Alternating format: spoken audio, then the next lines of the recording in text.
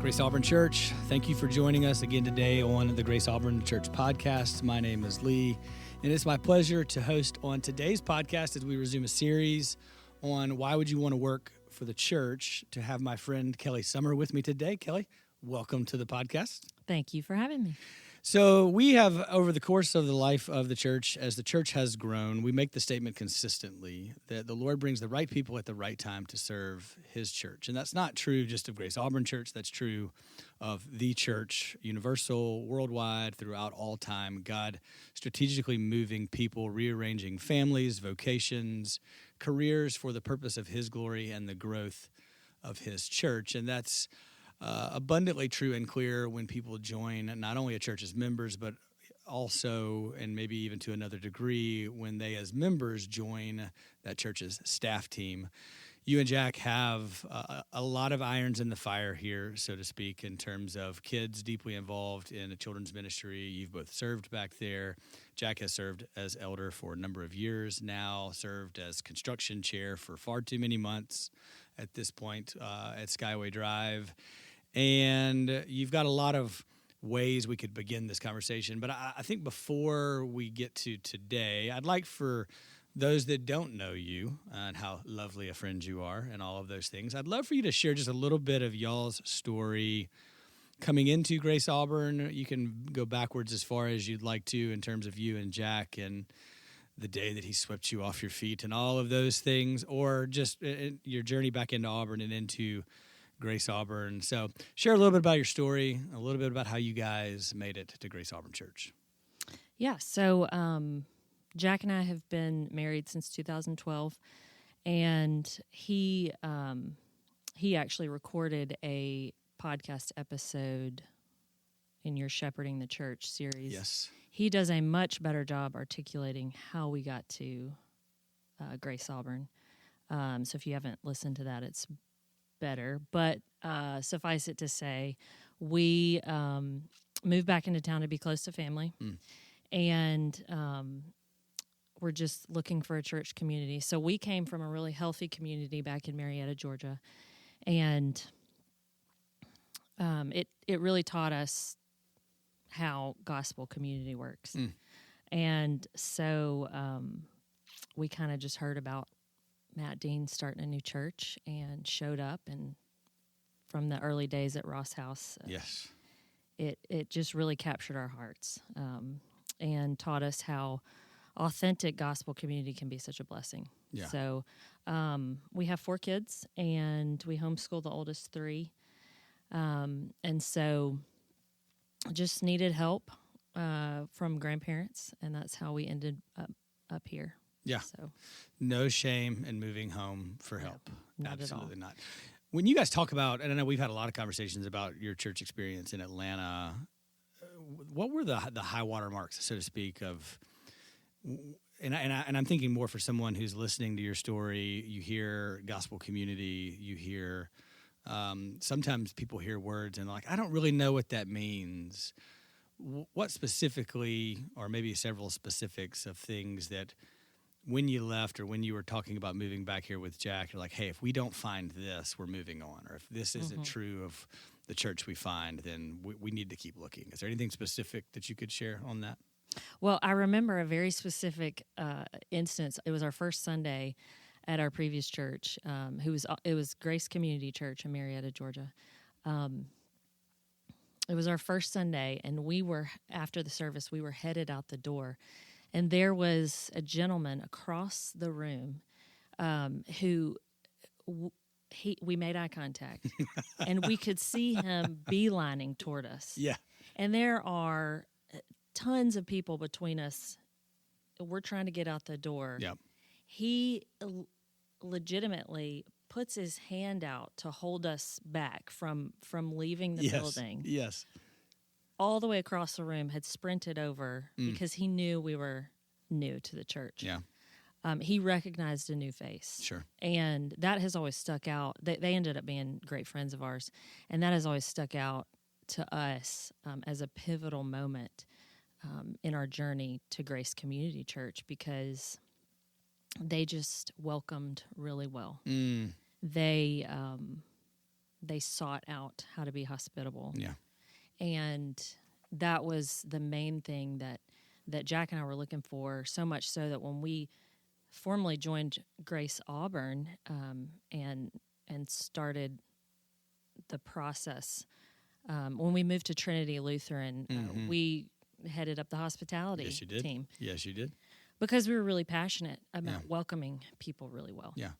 And you both do that very intentionally and very well. Those early days of being able to obviously know at Trinity Lutheran with 40 to 50 of us gathering for worship, knowing who was new and who was not. I remember that there was a group of, I think, freshman guys at the time that all showed up, and Carrie Bradley wouldn't let them leave without getting to know them. And I think we all have especially from those earliest days, some really, really sweet memories of connecting with folks for the first time, connecting with folks whose pictures may or may not have made social media accidentally, and their former church now, current church then, not being real thrilled. Just a lot of little things like that. Yeah. You make a ton of mistakes as a young church, especially in planting it as a staff. Been the staff at the time was me and Matt, and then me and Matt. But you guys jumped in at a pivotal season to say, we want to do what that couple in Marietta did for us. We want to be the people who recognize, here's someone that doesn't yet know anyone, and they should know someone. I know that's part of Jeff Hollis's story of coming in at Trinity, sitting on the back row, and strategically trying to slide right back out, and nobody letting him, essentially having to know people. So, all right, so you guys have been here from the jump, it feels like. You guys made it in previous to Lacey and I coming on staff in January of that year. I guess share with us y'all's journey into leadership, so to speak. Jack, early on, I guess that's is that the fall of 2019? Or no, 2020? It's 20. It was 2019. Yeah. Because we were actually we were going back through emails yesterday, early days in the church, and they had formed the search committee for the building. Yep. That small in 2021. Yes. Goodness gracious. Yeah. It took us a hot minute. So 4 years later. A hot 4-year minute. And I asked him, does it feel like it's been 4 years? And he said, much longer. Like, can we add a zero Yeah. to the end of that 4 years? And for most people, unless you're sitting on a blue chair, I guess, in the lobby, which feels like we've gotten as efficient as we possibly can with overflow, I don't think most people experience that. I don't think they experience the day in, day out grind of, okay, Lord, we know what we need, and it's not available yet. And so we continue to wait, we continue to hope, and continue to pray. Okay, we got sidetracked a little bit. Share that journey of Jack stepping into that role, you continuing on, community group leadership. Just walk us from the day you guys showed up at Trinity and joined Grace Auburn Church to really this last year, you coming on staff. We'll get into that in just a minute, just that journey over the last several years. It's a lot in several years. A lot. So the stepping into leadership roles, whether they were community group, eldership. Elderhood? Elderhood. Eldership. Elder. Eldery. Eldering. Eldering. That is actually a word. Yeah. All right, go. So stepping into that really was a gradual process because it happened as the church was growing. So our leadership roles kind of grew as the church grew. So in a way, it feels like we've kind of grown up with the church. Sure. I think Jack just has a unique ability to lead. And we often talk about how he's the pragmatist and the dreamer. But he plays a vital role in our family. He plays a vital role in his job. He plays a vital role at this church, I think, of just being able to see realistically, things that others might not see. Yeah. And we just dove in where needed. So we felt like that was what you do with the church plant. Yeah. Our previous church in Marietta actually was a church plant, and we had had people tell us what a sweet what a sweet experience it is just to have all hands on deck. Yeah. And so we kind of knew coming into this that was going to require our yes on the table for a lot of things. So actively looking for a young church, or just it happened to be that Grace Auburn was a young church when you moved back? Well, we had made the rounds to all the churches around town. Great churches, gospel preaching churches, but really didn't feel at home in any of them. And to be honest, visiting a very new church plant, I'm talking 5 families, does not feel like a natural choice. Sure. For a new family in town. I've grown up in Auburn, but it's a different season of life when you come back with kids and a family. So there's something about it. Yeah.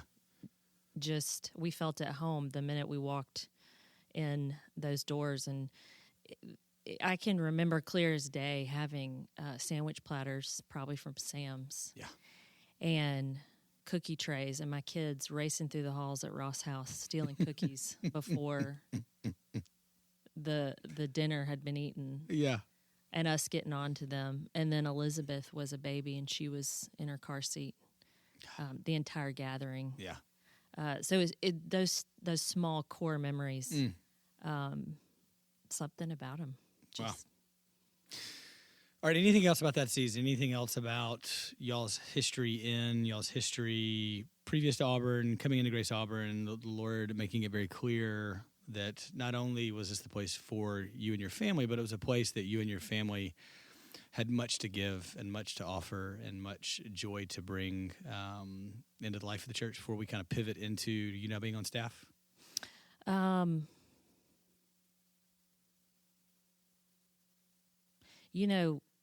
I think, and I heard you say this in one of the other podcasts, that you don't really realize, or maybe it was someone else, you don't really realize how a specific community or church has shaped you until you get to the next one. Yeah. And then you have something to give to that community that you learned from the last one. And I truly think, looking back, all the ways in which we've contributed and grown with the church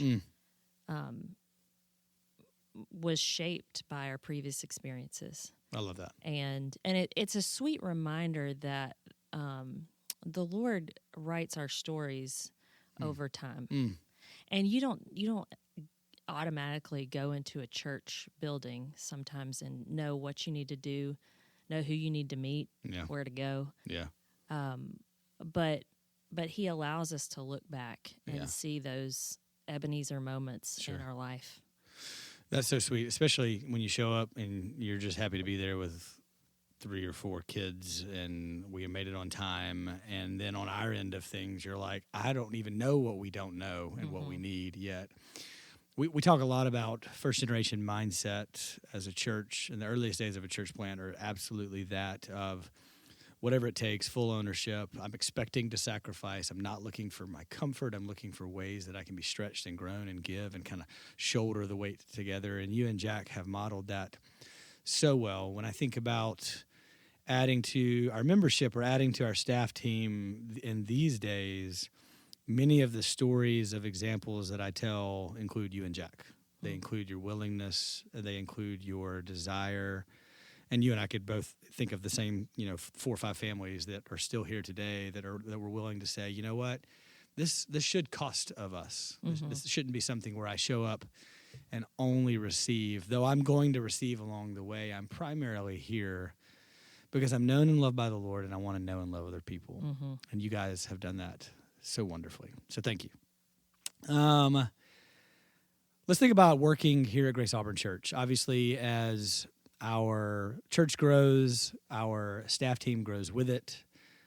In certain seasons, our elders have chosen to strategically think ahead, to think, okay, we're getting ready to go into a season where it is likely possible that the Lord will continue our growth. Skyway is an obvious version of that. 720 East Glen was a version of that. And really every month since we moved into this space has been a continued season of growth, sometimes incremental, sometimes larger, but the Lord has always made it clear to the elders and to our pastors, okay, we need someone to lead this. And in some ways that starts with volunteer teams, grows into part-time staff positions, full-time staff positions, coordinators, directors, pastors. You guys have been involved kind of along the way in all of that. You've seen not only our church grow and our staff team grow. You guys have also been a part of seasons where things aren't always hunky-dory and perfect on a staff team, and you've been a part as elder and elder's wife through seasons of conflict and brokenness and pain, and the Lord having to bring and heal and shape those seasons. And now it feels like we're in a season where it does feel like everyone on our staff team wants to be on our staff team and feels like they're in a role where their gifts are being used, where they feel like they really are known and are believed the best about, even though we often grate on one another's nerves. And summertime can be that to the nth degree up here. Small with building. all of our children in a very small building. Turns into collective parenting at certain points in the summer. But I'll kind of stage it in such a way like that to say that you are no exception to the Lord bringing the right person into the right role at the right time. And so I want to kick it to you and just ask you the question, why do you want to work for a church? You previously were not working for a church. Your skills, giftings as a writer and creative thinker on how to communicate vision and dreams and hopes and tell stories. All of those things could be used in a variety of other ways, in a variety of other contexts, and you are gifted in those fronts. So why do you want to work for this church? Well, this is my favorite story to tell, because if you remember correctly, I did not want to work for the church. I was not going to bring up having tried to hire you previously in other seasons. But since you brought it up, go. So I love this story because I love how the Lord softened my heart. Yes. So I was working in a marketing role, actually at the same company Jack works for now. And essentially, that role had been created from scratch, and so it outgrew what I had to give it. So around the time I was feeling the tension of wanting to stay home with my kids and yet doing this thing that I loved. I was passionate about telling the story of this company.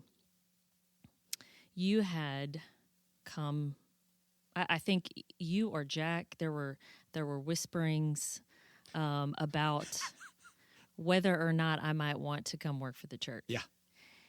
And I kind of thought it was a joke. I thought you weren't serious. Why?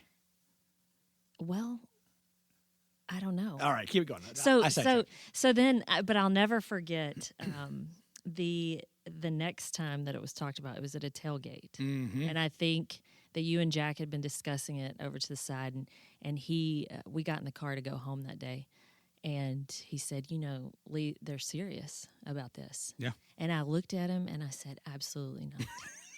I said, no, that sounds terrible. I think I used the word terrible. Okay. But what I meant was that sounds hard. Sure. So I think that working in ministry or for a church holds such a weight and responsibility to it. I take it very seriously. And I just knew that sounded hard and it sounded messy. Yeah. And so was not appealing to me at all. And the interesting thing was it only took a matter of weeks for the Lord to soften my heart toward that prospect. Yeah. Until I woke up one day and thought, well, this is an opportunity to do what I love and yet, for the most part, be home with my kids and continue homeschooling. And then I reached back out and said, hey, are you serious? Yeah. So, full kind of transparency and disclosure, I completely forgot at the very beginning of this episode to talk about what you do for the church. So we've been talking around, and I'll put it, I'm sure you've already read it in the show notes of this episode. Kelly serves as the director over all things communications and media, telling the stories of God's faithfulness, whether it be through our staff team, through Sunday morning, through volunteer teams and the community groups. Really, God, how can we honor you with the stories you're writing in and through our midst? So you've done that so wonderfully. You've done that so well. I'd love for you to just kind of keep going on that idea of you're here now. Is it what you hoped it would be, expected it would be? What have you enjoyed? And if there's another direction you want to take the rest of our conversation, please feel free to do that as well. I'd love to just hear kind of how from a that's terrible to a reluctant yes to a willing and eager yes, which is how I experienced you. And it's not how Jack experienced you in terms of the conversations, although we had a lot of conversations about it. I would love to hear how has Lord continued to shape you, grow you, push you in his pursuit of you as his daughter in and through the role.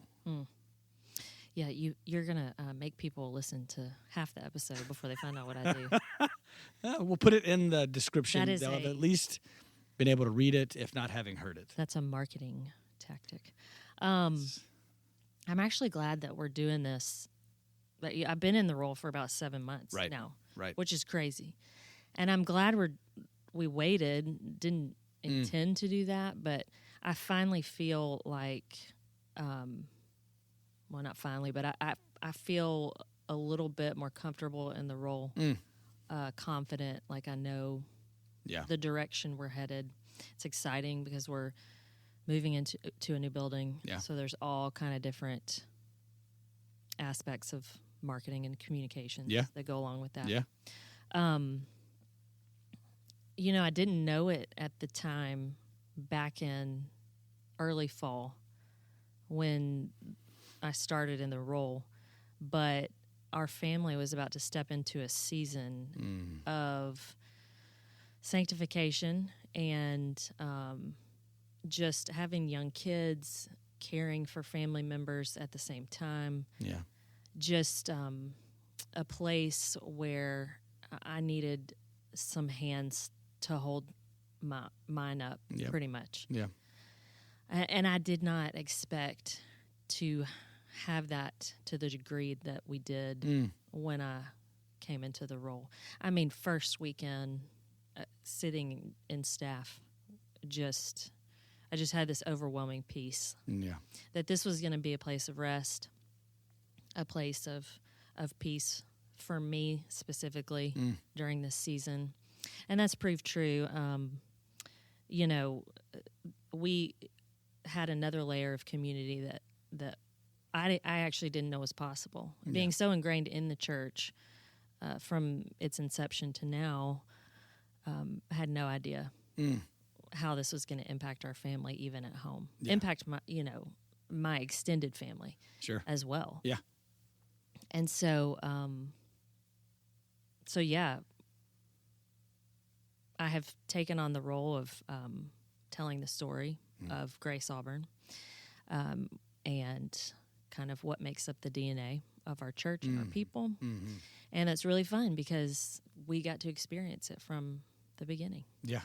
And so I almost feel now that I have been uniquely prepared for this role without even realizing. I think it's one thing to talk about the kind of black and white on paper. These are the things I can do and bring to a job. It's another thing to get in it and realize, oh man, that story and this part of my story and this moment and now this layer of our family. God, again, being God, doing what only he can do and bringing the right people at the right time to serve in the right capacities. I'd love to just, in closing, I'd love to hear anything else, if there's anything else you want to share. And it could be anything about being on this staff team. It could be overall your heart for the church. It could be somebody who's listening who's maybe not quite to even a reluctant yes on something, but they're an adamant no still on something. Is there any encouragement you want to offer, anything you want to share? Maybe a young mom or maybe a college girl or maybe anybody that you might want to share just as you think about the faithfulness of God to have led your family from Atlanta and that community that you were not excited about leaving to finding this community now. Just about your experience in following the leading of the Lord, the hand of the Lord, anything And I'll let you kind of tie that in with however you want to close us out this morning recording this podcast. Okay. I think one of the things that Grace Auburn's community has taught me is how to put my yes on the table. Because we use that phrase a lot. Yeah. Because there's a ton of people in this church who consistently put their yes on the table. And that's such a blessing, and it's so helpful to us to see those practical ways in which that can be done. And in ways that I honestly never thought that the Lord would write our story. Yeah. I had no idea how he would direct us, and it's really fun looking back. I think for me personally, in this role, when you love something and you're passionate about it, the marketing of it is kind of intuitive. It's kind of clear cut. Sure. Because I was at home for a full decade before going back to work, but it didn't matter because I had enough passion for what I wanted to communicate that it was easy. And so we love this community so much, I can't help but want to tell the story. And it's not for the sake of gaining members of Grace Auburn. Right. It's for the sake of the kingdom. You know, my job is to consistently communicate the like I said, the DNA and the mission of Grace Auburn, and inviting other people into that story. I think it was you and Matt that said early on that this was to be kind of a window into our community. And because we've been so blessed here, I want other people to know what authentic gospel community looks like. And to know that it was messy. It is messy. Sure. And I love the messy. You know, I thought what I thought was going to be, quote unquote, so terrible to begin with has turned out to be the greatest blessing during this season. Terrible in a sense that the mess might impact relationships. I kind of want to flesh that out for a few minutes. I think because so many of our circles intersected through the church, homeschool groups, community group, the elder board. Yeah. I don't know what I thought it was going to be. Sure. But I think I thought that the messy part of that, which maybe messy is not even a good word. But I think we often hear that word when we talk about living in community with other people. Sure. Because it kind of describes it well. I think I thought the messiness was going to be a negative.